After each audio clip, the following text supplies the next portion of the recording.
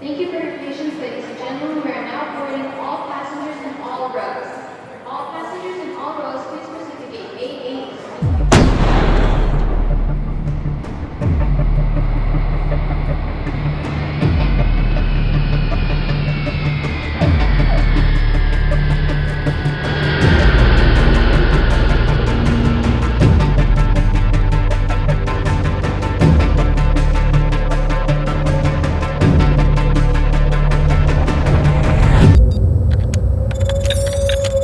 December 24, 1999, Indian Airlines Flight 814, commonly known as IC-814, en route from Kathmandu to Delhi, was hijacked by 5 terrorists and diverted to Kandahar in Afghanistan. 1 week later, Masud Azar, a top commander of Pakistan-based Harkat-ul-Mujahideen, was released in exchange for over 150 hostages. Masood Azar returned to Pakistan, but not to HUM. Instead, he set up a new terrorist outfit, Jaish-e-Mohammad, whose audacious attacks brought India and Pakistan to the brink of war on more than one occasion. Asianet Newsable digs deep into how this Pakistan-bred terror outfit evolved. All terror organizations, the Jaish-e-Mohammed is a threat because of what it believes in and what it is trying to accomplish, which is it's trying to achieve the separation of Kashmir from India. So that itself is enough to make it a threat. But the reason that the Jaish-e-Mohammed and a few other outfits like it, like the Lashkar-e-Toiba, are so dangerous is because they are completely integrated into Pakistani society. It is, as you all know very well, that he is the guy, Maulana, who went and Masood Azhar, who went and created the Jaish-e-Mohammed. A little bit of background over here would be interesting. You see what happens. Let me first get one basic principle in place. Whether it is Jaish-e-Mohammed, whether it is LET, whether it is Harkat-ul-Mujahideen, whether it is Harkat-ul-Ansar, just anything. They are like multi-headed hydra. You chop one head, 2 heads will come out. Okay, and this has been part of Pakistan's strategy of managing the terrorist groups in India. What is their motive?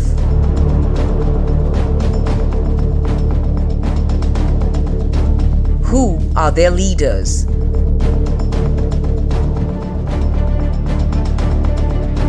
How do they financially sustain their terror activities?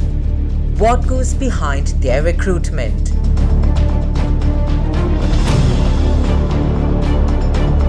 How do they operate to spread terror? What has the international response been so far, and more? We decode the Jaish-e-Mohammed.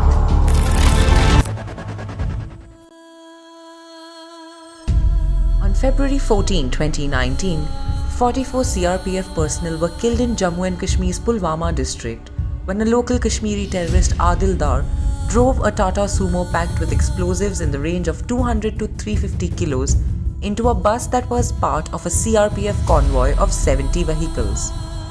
Pakistan-based banned terror outfit Jaish-e-Mohammed claimed responsibility of the attack. A designated terror outfit by India, United Nations, United States and United Kingdom, the Jaish-e-Mohammed, which literally means the Army of Muhammad, operates to liberate Kashmir from Indian control and integrate the state within Pakistan. The Jaish-e-Mohammed was formed after Masood Azhar was released, like you said, following the hijacking of IC-814.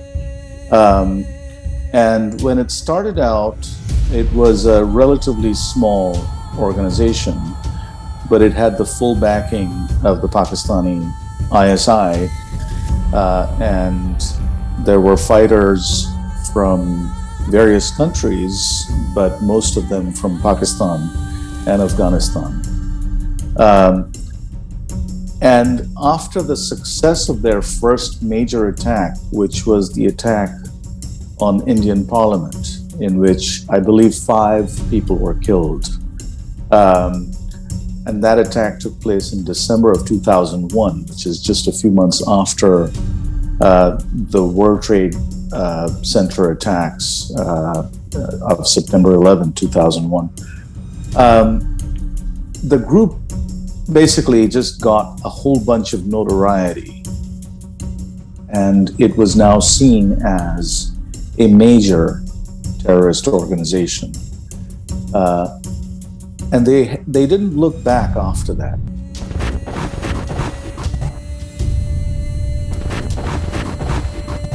Masud Azar had his first brush with terrorists who were part of the jihad in Afghanistan while teaching at a madrasa in Karachi. After a brief stint in Afghanistan, Azhar returned to Karachi.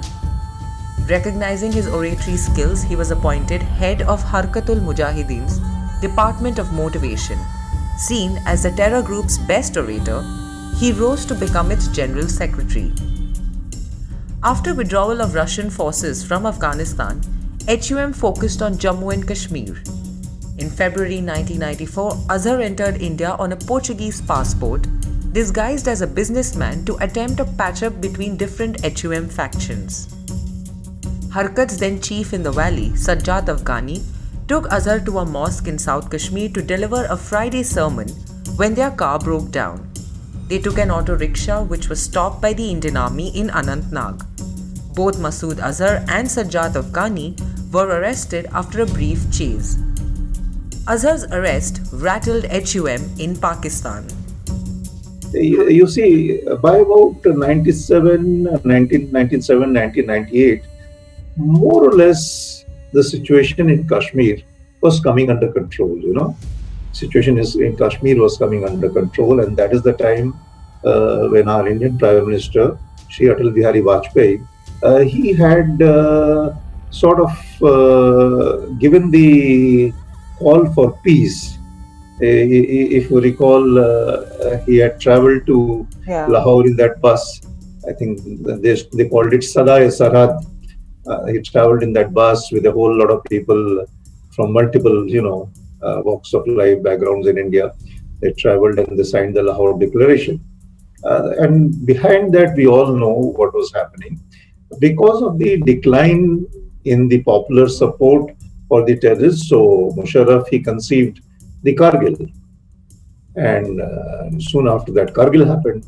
So after Kargil, when they got the sort of beating, what did they do? They did this IC-814 hijack. However, 5 years later, in December 1999, Harkat terrorists hijacked Delhi-bound IC-814 with 180 passengers and crew members on board and took it to Kandahar, Afghanistan, then under the Taliban's control.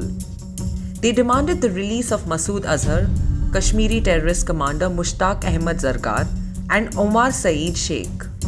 On December 31, 1999, Azhar, Mushtaq, and Sheikh were taken to Kandahar and released by the Indian government in exchange of the passengers. After returning to Pakistan, Masood Azhar established the Jaish-e-Mohammad in early 2000. He received enormous financial and logistic support from Pakistan's ISI, the Taliban regime in Kabul, and the Al-Qaeda leadership then resident there. He set up a headquarters for Jaish at a seminary in the heart of Bahawalpur in a neighborhood called Kausar Colony. It was also during this time that Azhar rallied for support across Pakistan, calling for jihadis to join him in the fight to liberate Kashmir.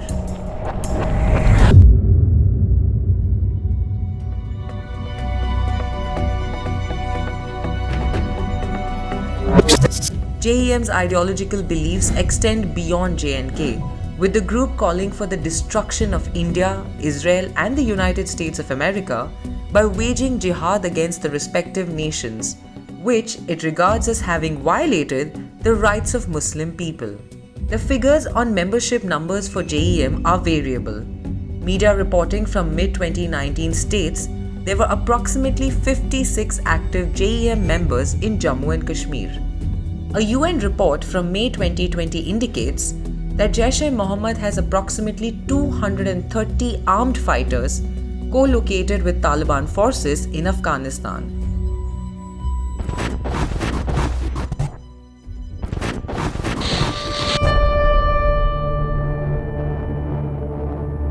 JEM openly acknowledges the existence of its schools across Pakistan, which train and prepare young men about the importance of engaging in jihad against Indian rule. A large number of men are also recruited from Pakistan's so-called jihad factory of Punjab province, with an especially large percentage from Multan, Bahawalpur and Rahim Yar Khan districts. The group also received a major boost to its insurgency efforts when the ultra-right Sipah-e-Sahiban of Pakistan pledged at least 1 lakh cadre to Masood Azar in 2002.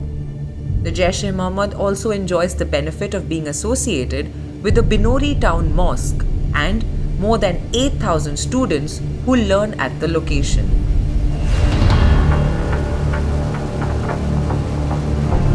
Until 2001, the Jaish-e-Mohammad had training facilities in Afghanistan.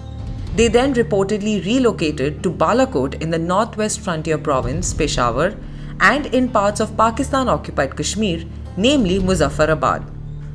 One may recall, following the Pulwama attack in 2019, the Indian Air Force conducted an airstrike on February 26th in the vicinity of the town of Balakot that destroyed the Jaish-e-Mohammad's facility. National Technical Research Organization Intelligence reported on March 12th that 263 Jaish-e-Mohammed recruits were stationed at the Balakot camp when the IAF struck. The general training schedule of Jaish-e-Mohammed recruits as collated by Indian agencies and handed over to Pakistan is also very detailed.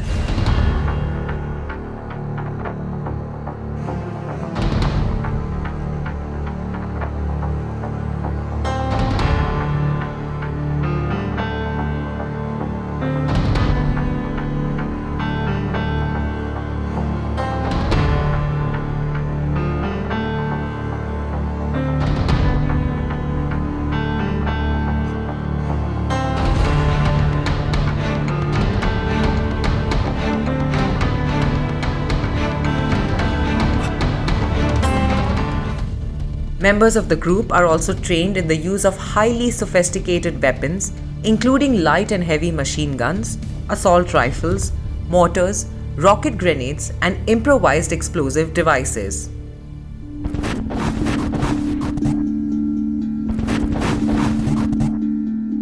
Most Jaish-e-Mohammed attacks have been described as Fidain attacks. In this mode, terrorists of the outfit storm a high-security target, including security forces' base, camps, and convoys. The Jaish-e-Mohammed has been doing two things. They've been carrying out suicide bombings and these suicide missions, which are not just bombings, but which involve, fighting with guns after storming what they consider enemy territory. But they've also tried to recruit people from Kashmir. They've tried to recruit people from Kashmir, bring them over to their training camps in Pakistan, and then send them back into Kashmir to fight against Indian security forces.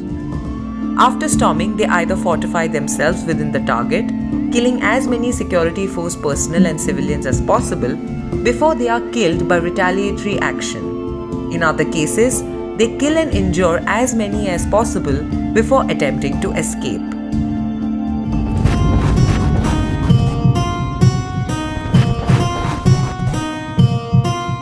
The Jaish-e-Mohammed derives income from both legitimate business interests and Islamic charitable foundations. The Al-Rahmat Trust is the principal source of income for Jaish-e-Mohammed and continues to operate despite being sanctioned by several countries. The Al-Rahmat Trust and Al-Furqan Trust were banned by the Pakistani government as well in May 2019 for their ties to Jaish-e-Mohammed.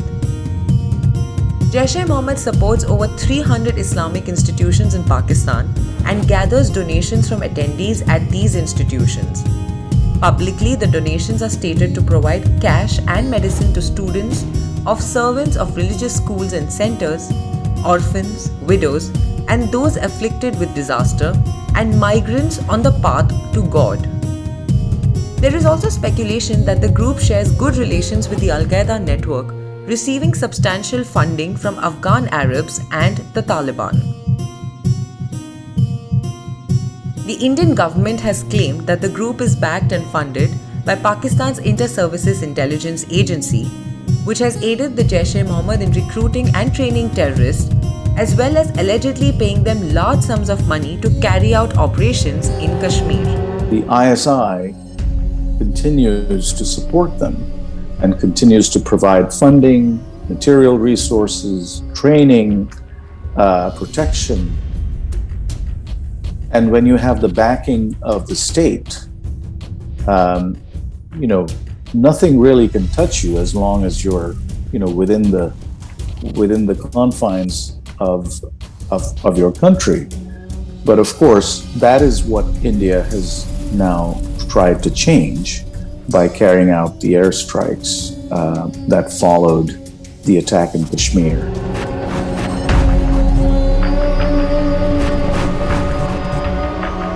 Over the years, the Jaish-e-Mohammed has been held accountable for numerous attacks both in Jammu and Kashmir and other parts of India.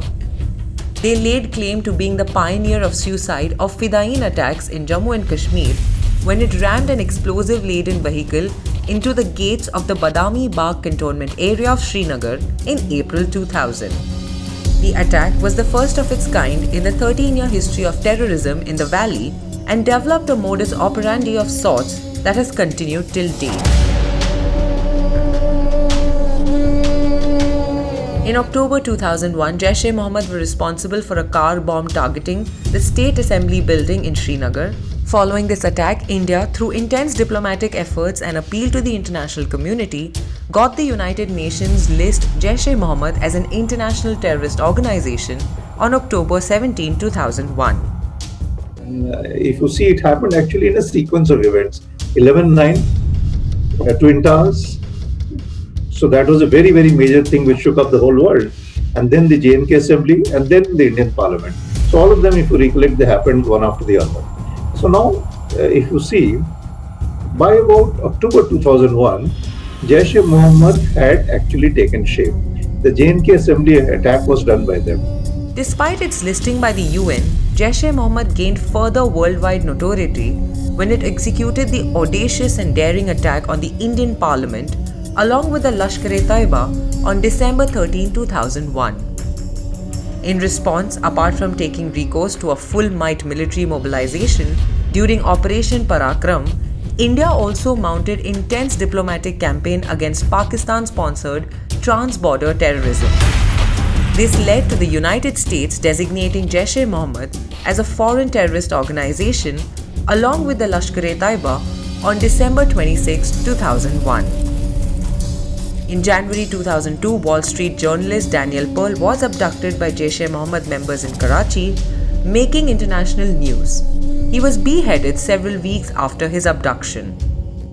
Under intense international pressure, Pakistan was soon compelled to ban the Jaish-e-Mohammed in January 2002. By 2003, Jaish-e-Mohammed had split into the Qudam-ul-Islam, led by Masood Azhar, and Jamaat-ul-Furqan, led by Abdul Jabbar. Despite the splintering of JEM, the group continues to assume and be associated with its original identity. Following the then Pakistan President Musharraf's sudden U-turn to join the post-9/11 US war on terror, Jaish-e-Mohammed demanded Musharraf's resignation and also launched several suicide attacks in various cities including Islamabad, Muri, Taxila and Bahawalpur. In November 2003, Pakistan reacted by banning Qudam-ul-Islam as well as Jamaat-ul-Furqan. Enraged by Musharraf's decision, Masud Azar tried to carry out 2 assassination attempts on the convoy of the president himself on December 14 and 25, 2003. Those responsible for the attempted assassination bid on Musharraf were identified, put on trial and convicted to death, which was later on carried out. Despite Masood Azhar's professed loyalty to the Pakistani establishment, whose creation he was, Pakistani authorities put Jaish-e-Mohammed in the doghouse and confined Azhar under frequent house arrests in Bahawalpur. This was entirely due to the assassination attempts Masood Azhar had launched on Musharraf. In India too, the terror group lost grounds in Jammu and Kashmir, where most of its ranks were neutralized by the security forces. In in an exceptionally well-crafted intelligence-driven operation by the Indian security forces at Lolab in early 2004, Jaish-e-Mohammed suffered heavy losses. Despite this, the Jaish-e-Mohammed carried the Ayodhya complex attack on July 5, 2005, which is believed to have been intended at destabilizing India's political and societal establishment. The July 7, 2005 suicide bombings in London caught the world's attention towards the extent to which JEM had penetrated societies across the globe. One of the 4 suicide bombers who detonated a rucksack is said to have contacted members of Jaish-e-Mohammed while on a religious studies course in Pakistan. The earthquake which struck Kashmir and Pakistan-occupied Kashmir on October 8, 2005 temporarily crippled the operations of Jaish-e-Mohammed. Following this, JEM struggled to get a firm foothold in Kashmir.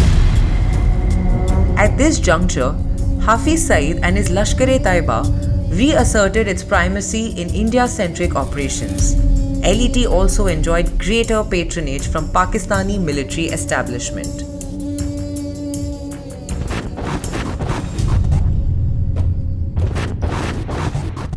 However, 2012 marked the turning point in Pakistan ISI's plan for revival of Jaish in Kashmir.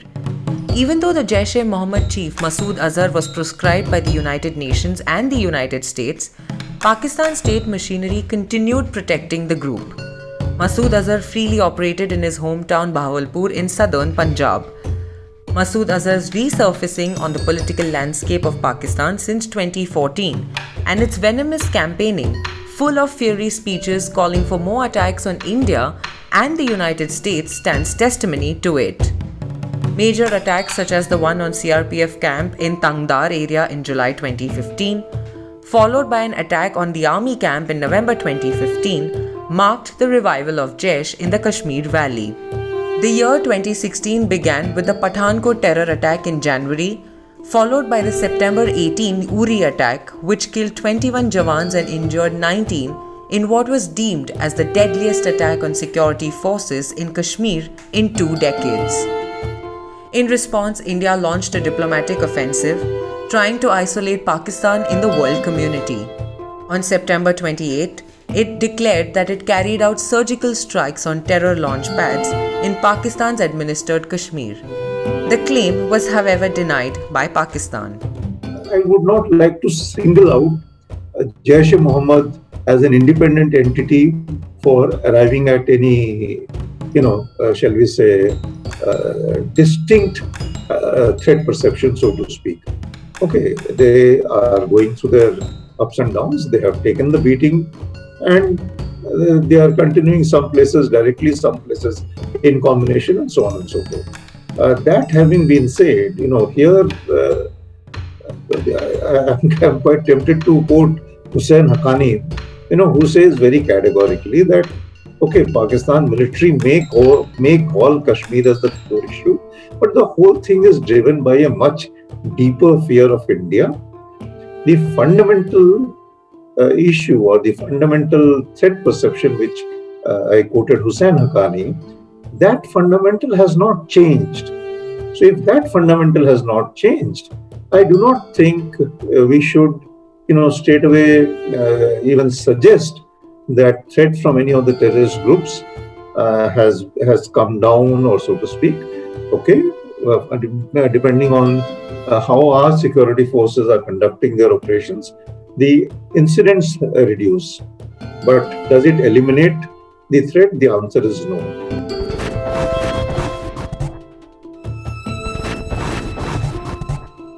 Starting 2009, there have been 4 attempts to put Masud Azar in the United Nations Security Council's counter-terrorism sanctions list.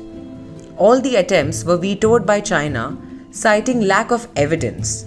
China moved to protect Azhar again in October 2016 when it blocked India's appeal to the United Nations to label him as a terrorist. China also blocked United States' move to get Azhar banned by United Nations in February 2017. The most recent attempt was on 13th March 2019. However, China pulled the blockade in May 2019, finally resulting listing of Masood Azar as a global terrorist. I have no doubt that they still exist. I have no doubt that they're still raising money, that they're still recruiting people, that they have fighters on their payroll, because the ISI has refused to bring Masud Azar to justice. I mean, not that the ISI would. Pakistani courts, Pakistani investigators have refused to bring the Jaish-e-Mohammed to justice despite what happened in Balakot. And despite the tremendous escalation in tensions between India and Pakistan that followed the attack in Kashmir, after which the Balakot airstrikes were carried out. So that's a clear indication that the organization still exists and is operating.